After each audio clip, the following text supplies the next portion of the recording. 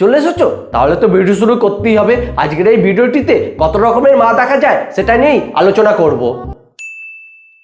এই সমস্ত মা অন্যজনের কাছে নিজের ছেলের ঢাক পেটাতেই ব্যস্ত থাকেন। ঢাকে কোনো আওয়াজ না থাকলে মা যে করেই হোক ঢাকের আওয়াজ বের করেই ছাড়েন।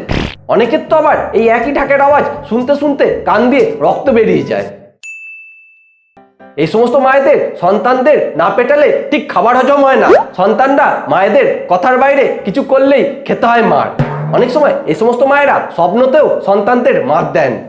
এই সমস্ত মায়েদের মার দেওয়ার প্রধান উপকরণ হলো হাতা, খুন্তি, সারাশি, ঝাঁটা, জুতো এইসব। তবে এই সমস্ত অস্ত্রের জোরেই অনেক অমানুষ মানুষ হয়ে যায়। বছরে একদিন মায়েদের ধৈর্য পরীক্ষা হয়, সেটা হলো সন্তানের জন্মদিনের দিন।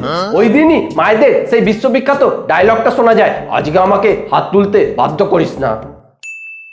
কোটি কোটি টাকার মালিক হলেও মায়েরা সন্তানের কাছে ভিখারি সাজবে। মা সন্তানের কাছে এমন অ্যাটিটিউড দেখাবে যে বাবা তাকে 1 টাকাও দেয় না, দিলেও সেটা পাই টু পাই হিসাব নেয়। কিছু মা থাকবে যারা সন্তানের একটু কিছু ভালো দেখলেই সেটা নিয়ে প্রশংসা শুরু করে দেবে। আবার এর ঠিক উল্টোও কিছু মা আছে যাদের সন্তান ভালো কিছু করলেও তারা প্রশংসা করবে না। এই সমস্ত মা জটিল মা, কারণ এই সমস্ত মা নিজেই ছেলেকে বাইরে কাজ করতে পাঠাবে, আবার ছেলে বাইরে কাজ করে বলে ঘরে বসে বসে কাঁদবে। বর্তমান যুগে 2 বা তার বেশি সন্তান হলে সেই মায়েদের খুব চাপ।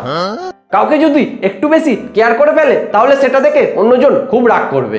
আবার সন্তানদের ঝগড়ার সময় মা কনফিউজ হয়ে পড়ে কার দিক নেবে, কারণ যার দিকই নেবে অন্যজন বলবে মা তুমি ওকে বেশি ভালোবাসো তাই তুমি ওর দিক নিলে। ভিডিওটা এখানেই শেষ করলাম। ভিডিওটা ভালো লাগলে লাইক শেয়ার কমেন্ট করো, সবার সাথে শেয়ার করো। আর যদি চ্যানেলটি সাবস্ক্রাইব করা থাকে সাবস্ক্রাইব করে দিয়ে পাশে থাকা বেল আইকনটি টিপে দিয়ে নোটিফিকেশন অল করে দিও। আর সবাই খুব ভালো থেকো।